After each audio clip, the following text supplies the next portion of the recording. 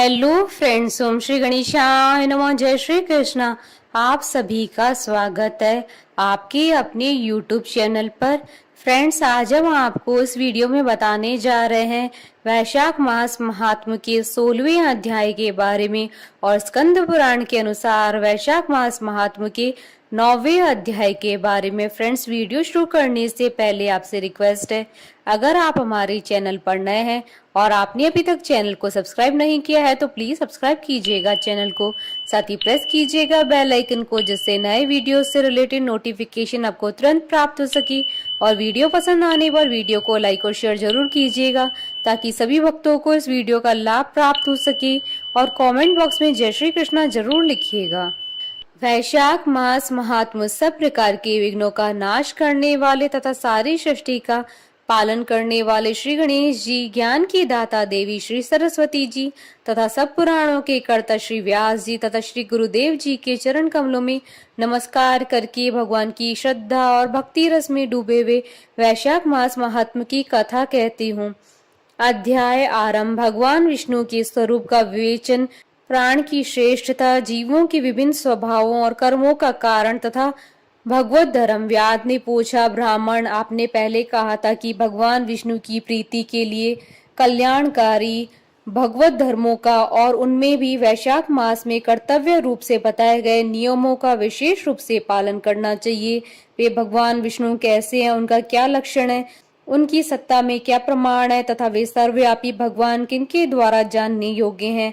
वैष्णव धर्म कैसे है और किससे भगवान श्री हरि प्रसन्न होते हैं। महामते, मैं आपका किंकर हूँ, मुझे ये सब बातें बताइए। व्याध के इस प्रकार पूछने पर शंख ने रोग शोक से रहित संपूर्ण जगत के स्वामी भगवान नारायण को प्रणाम करके कहा, व्याध, भगवान विष्णु का स्वरूप कैसा है यह सुनो। भगवान समस्त शक्तियों के आश्रय, संपूर्ण गुणों की निधि तथा सबके ईश्वर बताए गए हैं। वे निर्गुण, निष्कल तथा अनंत हैं। सच्चिद और आनंद यही उनका स्वरूप है। यह जो अखिल चराचर जगत है अपने अधीश्वर और आश्रय के साथ नियत रूप से जिसके वश में स्थित है, जिससे उसकी उत्पत्ति, पालन, संहार, पुनरावृत्ति तथा नियमन आदि होते हैं। प्रकाश, बंधन, मोक्ष और जीविका, इन सबकी प्रवृत्ति जहाँ से होती है वे ही ब्रह्मा नाम से प्रसिद्ध भगवान विष्णु हैं। वे ही विद्वानों के सम्मान्य सर्वव्यापी परमेश्वर है। ज्ञानी पुरुषों ने उन्हीं को ही साक्षात पर ब्रह्म कहा है। वेद, शास्त्र, स्मृति, पुराण, इतिहास, पांच रात्र और महाभारत सब विष्णु स्वरूप है, विष्णु के ही प्रतिपादक है। इन्हीं के द्वारा महाविष्णु जानने योग्य है। वेदों वेद सनातन देव भगवान नारायण को कोई इंद्रियों से, प्रत्यक्ष प्रमाण द्वारा, अनुमान से और तर्क से भी नहीं जान सकता है। उन्हीं के दिव्य जन्म, कर्म तथा गुणों को अपनी बुद्धि के अनुसार जानकर उनके अधीन रहने वाले जीव समूह सदा मुक्त होते हैं। यह संपूर्ण जगत प्राण से उत्पन्न हुआ है, प्राण स्वरूप है, प्राण रूपी रूप में पिरोया हुआ है तथा प्राण ही चेष्टा करता है, सबका आधारभूत है। यह सूत्र आत्मा प्राण ही विष्णु है, ऐसा विद्वान पुरुष कहते हैं। व्याध ने पूछा, ब्राह्मण, जीवों में यह सूत्र आत्मा प्राण सबसे श्रेष्ठ किस प्रकार है। ऋषि शंख ने कहा, व्याध, पूर्व काल में सनातन देव भगवान नारायण ने ब्रह्मा आदि देवताओं की सृष्टि करके कहा, देवताओं, मैं तुम्हारे सम्राट के पद पर ब्रह्मा जी की स्थापना करता हूँ, यही तुम सबके स्वामी हैं। अब तुम लोगों में जो सबसे अधिक शक्तिशाली हो उसे तुम स्वयं ही युवराज के पद पर प्रतिष्ठित करो। भगवान के इस प्रकार कहने पर इंद्र आदि सब देवता आपस में विवाद करते हुए कहने लगे, मैं युवराज होऊंगा, मैं होऊंगा। किसी ने सूर्य को श्रेष्ठ बताया और किसी ने इंद्र को। किन्हीं की दृष्टि में कामदेव ही श्रेष्ठ थे। कुछ लोग मौन खड़े ही रहे, आपस में कोई निर्णय होता न देख भगवान नारायण के पास पूछने के लिए गए और प्रणाम करके हाथ जोड़कर बोले, महाविष्णु, हम सब ने अच्छी तरह से विचार कर लिया, किंतु हम सब में श्रेष्ठ कौन है यह हम अभी तक किसी प्रकार निश्चय न कर सके। अब आप ही निर्णय कीजिए। तब भगवान विष्णु ने हंसते हुए कहा, इस विराट ब्रह्मांड रूपी शरीर से जिसके निकल जाने पर यह गिर जाएगा और जिसके प्रवेश करने पर पुनः उठकर खड़ा हो जाएगा, वही देवता सबसे श्रेष्ठ है। भगवान के ऐसा कहने पर सब देवताओं ने कहा, अच्छा ऐसा ही हो। तब सबसे पहले देवेश्वर जयंत विराट शरीर के पैर से बाहर निकला। उसके निकलने से उस शरीर को लोग पंगु कहने लगे, परंतु शरीर गिर न सका। यद्यपि वह चल नहीं पाता था तो भी सुनता, पीता, बोलता, सूंघता और देखता हुआ पूर्ववत स्थिर रहा। तत्पश्चात गुह देश से दक्ष प्रजापति निकलकर अलग हो गए। तब लोगों ने उसे नपुंसक कहा, किंतु उस समय भी वह शरीर न गिर सका। उसके बाद विराट शरीर के हाथ से सब देवताओं के साथ राजा इंद्र बाहर निकले। उस समय भी शरीर पात नहीं हुआ। विराट पुरुष को सब लोग हस्तहीन अर्थात लूला कहने लगे। इसी प्रकार नेत्रों से सूर्य निकले। तब लोगों ने उसे अंधा और काना कहा। उस समय भी शरीर का पतन नहीं हुआ। तदंतर नासिका से अश्वनी कुमार निकले, किंतु शरीर न गिर सका। केवल इतना ही कहा जाने लगा कि यह सूंघ नहीं सकता। कान से अधिष्ठात देवियां दिशाएं निकली। उस समय लोग उसे बधिर कहने लगे, परंतु उसकी मृत्यु नहीं हुई। तत्पश्चात जिह्वा से वरुण देव निकले। तब लोगों ने यही कहा कि यह पुरुष रस का अनुभव नहीं कर सकता, किंतु देहपात नहीं हुआ। तदंतर वाक इंद्रिय से उसके स्वामी अग्निदेव निकले। उस समय उसे गूंगा कहा गया, किंतु शरीर नहीं गिरा। फिर अंतःकरण से बोध स्वरूप रुद्र देवता अलग हो गए। उस दशा में लोगों ने उसे जड़ कहा, किंतु शरीर का पात नहीं हुआ। सबके अंत में उस शरीर से प्राण निकला। तब लोगों ने उसे मरा बतलाया। इससे देवताओं के मन में बड़ा विस्मय हुआ। वे बोले, हम लोगों में से जो भी इस शरीर में प्रवेश करके इसे पूर्वत उठा देगा, जीवित कर देगा, वही युवराज होगा। ऐसी प्रतिज्ञा करके सब क्रमशः उस शरीर में प्रवेश करने लगे। जयंत ने पैरों में प्रवेश किया, किंतु वह शरीर नहीं उठा। प्रजापति दक्ष ने गुहा इंद्रियों में प्रवेश किया, फिर भी वह शरीर नहीं उठा। इंद्र ने हाथ में, सूर्य ने नेत्रों में, दिशाओं ने कान में, वरुण ने जिह्वा में, अश्वनी कुमार ने नासिका में, अग्नि ने वाक इंद्रिय में तथा रुद्र ने अंतःकरण में प्रवेश किया, किंतु वह शरीर नहीं उठा। सबसे अंत में प्राण ने प्रवेश किया। तब वह शरीर उठकर खड़ा हो गया। तब देवताओं ने प्राण को सब देवताओं में श्रेष्ठ निश्चित किया। बल, ज्ञान, धैर्य, वैराग्य और जीवन शक्ति में प्राण को ही सर्वाधिक मानकर देवताओं ने उसी को युवराज पद पर अभिषिक्त किया। इस उत्कर्ष स्थिति के कारण प्राण को उक्त कहा गया। अतः समस्त चराचर जगत प्राणात्मक एवं जगदीश्वर प्राण अपनी पूर्ण एवं बलशाली अंशों द्वारा सर्वत्र परिपूर्ण है। प्राणहीन जगत का अस्तित्व नहीं है। प्राणहीन कोई भी वस्तु वृद्धि को प्राप्त नहीं होती। इस जगत में किसी भी प्राणहीन वस्तु की स्थिति नहीं है। इस कारण प्राण सब जीवों में श्रेष्ठ है। सबका अंतरात्मा और सर्वाधिक बलशाली सिद्ध हुआ। इसलिए प्राणोपासक प्राण को ही सर्वश्रेष्ठ कहते हैं। प्राण सर्वदेवात्मक है। सब देवता प्राण में है। वह भगवान वासुदेव का अनुगामी सदा उन्हीं में स्थित है। मनीषी पुरुष प्राण को ही महाविष्णु का बल बतलाते हैं। महाविष्णु के महात्मा और लक्षण को इस प्रकार जानकर मनुष्य पूर्व बंधन का अनुसरण करने वाले अज्ञान में लिंग को ही उसी प्रकार त्याग देता है, जैसे सर्प पुरानी कैंचुली को लिंग देह का त्याग करके वह परम पुरुष अनामय भगवान नारायण को प्राप्त होता है। शंख मुनि की कही हुई यह बात सुनकर व्याध ने पुनः पूछा, ब्राह्मण, यह प्राणी जब इतना महान प्रभावशाली और संपूर्ण जगत का गुरु एवं ईश्वर है, तब लोक में इसकी महिमा क्यों प्रसिद्ध नहीं हुई? ऋषि शंख ने कहा, पहले की बात है, प्राण अश्वमेघ यज्ञों द्वारा अनामय भगवान नारायण का यजन करने के लिए गंगा के तट पर प्रसन्नता पूर्वक गया। अनेक मुनि गणों के साथ उसने फलों के द्वारा पृथ्वी का शोधन किया। उस समय वहां समाधि में स्थित हुए महात्मा कर्ण बांबी की मिट्टी में छुपे हुए बैठे थे। हल जोतने पर बांबी गिर जाने से वे बाहर निकल आए और क्रोध पूर्वक देखकर सामने खड़े हुए महाप्रभु प्राण को शाप देते हुए बोले, देवेश्वर, आज से लेकर आपकी महिमा तीनों लोकों में विशेषतः भूलोक में प्रसिद्ध न होगी। हाँ, आपके अवतार तीनों में विख्यात होंगे। व्याध, तभी से इस संसार में महाप्रभु प्राण की महिमा प्रसिद्ध नहीं हुई। भूलोक में तो उसकी ख्याति विशेष रूप से नहीं है।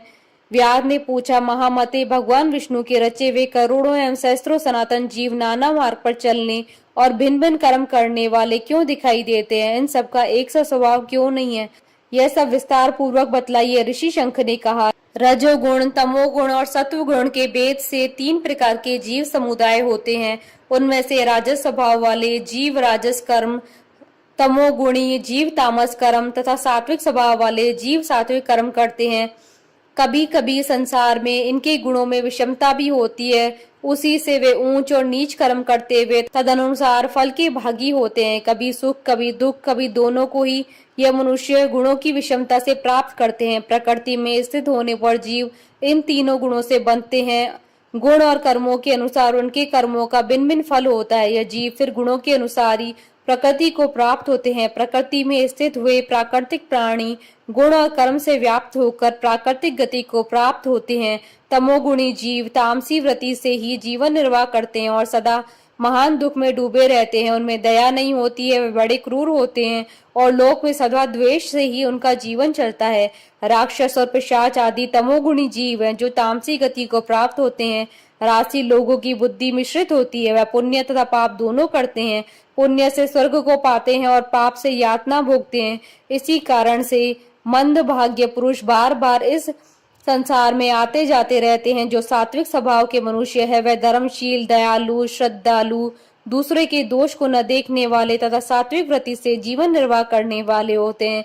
इसलिए भिन्न भिन्न कर्म करने वाले जीवों के एक दूसरे से पृथक अनेक प्रकार के भाव है। उनके गुण और कर्म के अनुसार महाप्रभु विष्णु अपने स्वरूप की प्राप्ति कराने के लिए उनसे कर्मों का अनुष्ठान करवाते हैं। भगवान विष्णु पूर्ण काम है, उनमें विषमता और निर्दयता आदि दोष नहीं है। वे समभाव से ही सृष्टि का पालन और संहार करते हैं। सब जीव अपने गुण से ही कर्म फल के भागी होते हैं। जैसे माली बगीचे में लगे वे सब वृक्षों को समान रूप से सींचता है और एक ही कुआं के जल से सभी वृक्ष फलते हैं, तथापि वे पृथक पृथक स्वभाव को प्राप्त होते हैं।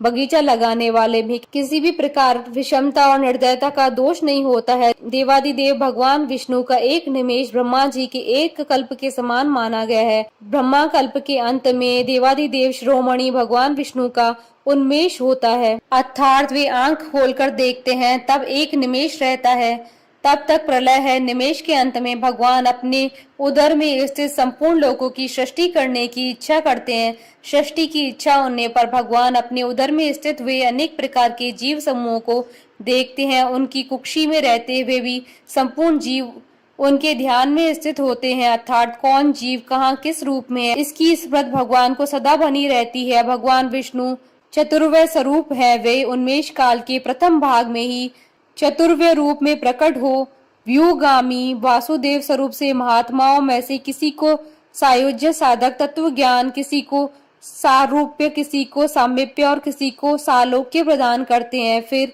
अनिरुद्ध मूर्ति के वश में स्थित हुए संपूर्ण लोगों को वे देखते हैं, देखकर उन्हें प्रद्युम्न मूर्ति के वश में देते हैं और सृष्टि करने का संकल्प करते हैं। भगवान श्री हरि ने पूर्ण गुण वाले वासुदेव आदि 4 व्यूहों के द्वारा क्रमशः माला, जया, कृति और शांति को ही स्वयं स्वीकार किया है। उनसे संयुक्त चतुर्भात्मक महाविष्णु ने पूर्ण काम होकर भी भिन्न भिन्न कर्म और वासना वाले लोगों की सृष्टि की है। उन्मेष काल का अंत होने पर भगवान विष्णु पुनः योग माया का आश्रय लेकर व्यूगामी संकर्षण स्वरूप से इस चराचर जगत का संहार करते हैं। इस प्रकार महात्मा विष्णु का यह सब चिंतन करने योग्य कार्य बतलाया गया है, जो ब्रह्मा आदि योग से संपन्न पुरुषों के लिए भी अचिंत्य एवं दुर्विभाव्य है। व्याध ने पूछा, मुने भगवत धर्म कौन कौन से और किनके द्वारा भगवान विष्णु प्रसन्न होते हैं? ऋषि शंख ने कहा, जिससे अंतःकरण की शुद्धि होती है, जो साधु पुरुषों का उपकार करने वाला है तथा जिसकी किसी ने भी निंदा नहीं की है, उसे तुम सात्विक धर्म समझो। वेदों और स्मृतियों में बताए हुए धर्म का यही निष्काम भाव से पालन किया जाए तथा वह लोक से विरुद्ध न हो तो उसे सात्विक धर्म जानना चाहिए। वर्ण और आश्रम विभाग के अनुसार जो 4 प्रकार के धर्म है वे सभी नित्य, नैमित्तिक और काम्य भेद से 3 प्रकार के माने गए हैं। वे सभी अपने वर्ण और आश्रम के धर्म जब भगवान विष्णु को समर्पित कर दिए जाते हैं तब उन्हें सात्विक धर्म जानना चाहिए। वे सात्विक धर्म ही मंगलमय भगवत धर्म है। अनन्य देवताओं की प्रीति के लिए सकाम भाव से किए जाने वाले धर्म राजस माने गए हैं। यक्ष, राक्षस, पिशाच आदि के उद्देश्य से किए जाने वाले लोक निष्ठुर, हिंसात्मक, निंदित कर्मों को तामस धर्म कहा गया है। जो सत्व गुण में स्थित हो भगवान विष्णु को प्रसन्न करने वाले शुभ कारक सात्विक धर्मों का सदा निष्काम भाव से अनुष्ठान करते हैं, वह भगवत अर्थात विष्णु भक्त माने गए हैं। जिनका चित्त सदा भगवान विष्णु में लगा रहता है, जिनकी जिह्वा पर भगवान विष्णु का नाम है, जिनके हृदय में भगवान के चरण विराजमान है, वे भगवत कहे गए हैं। जो सदाचार परायण, सबका उपकार करने वाले हैं और सदैव ममता से रहित है, वे भगवत माने गए हैं। जिनका शास्त्र में, गुरु में और सत्कर्मों में विश्वास है तथा जो सदा भगवान विष्णु के भजन में लगे रहते हैं, उन्हें भगवत कहा गया है। उन भगवत भक्त महात्माओं को जो धर्म नित्य मानी है, जो भगवान विष्णु को प्रिय है तथा वेदों और स्मृतियों में जिनका प्रतिपादन किया गया है, वही सनातन धर्म माने गए हैं। जिनका चित्त विषयों में आसक्त है, उनका सब देशों में घूमना, सब कर्मों को देखना, सब धर्मों को सुनना कुछ भी लाभकारक नहीं है। साधु पुरुषों का मन साधु महात्माओं के दर्शन से पिघल जाता है। निष्काम पुरुषों द्वारा श्रद्धा पूर्वक जिसका सेवन किया जाता है तथा जो भगवान विष्णु को सदा ही प्रिय है वह भगवत धर्म माना गया है। भगवान विष्णु ने क्षीर सागर में सबके हित की कामना से भगवती लक्ष्मी को दही से निकले हुए मक्खन की भांति सब शास्त्रों के सारभूत वैशाख धर्म का उपदेश किया है। जो दंभ रहित होकर वैशाख मास के व्रत का अनुष्ठान करता है वह सब पापों से रहित हो सूर्य मंडल को भेद कर भगवान विष्णु की योगी दुर्लभ परम धाम में जाता है। इस प्रकार ध्वज श्रेष्ठ शंख के द्वारा भगवान विष्णु के प्रिय वैशाख मास के धर्मों का वर्णन होते समय वह 5 शाखाओं वाला वट वृक्ष तुरंत ही भूमि पर गिर पड़ा और उसके खोखले में एक विकराल अजगर रहता था। वह भी पाप योनि में शरीर को त्याग कर तत्काल दिव्य स्वरूप हो मस्तक झुकाए शंख के सामने हाथ जोड़कर खड़ा हो गया। इति श्री स्कंद पुराण महात्म का 9वां अध्याय संपन्न हुआ। बोलिए भगवान विष्णु की जय, सनातन धर्म की जय। हमारे साथ इस वीडियो में अंत तक बने रहने के लिए आपका धन्यवाद। ओम श्री गणेशाय नमः। जय श्री कृष्णा।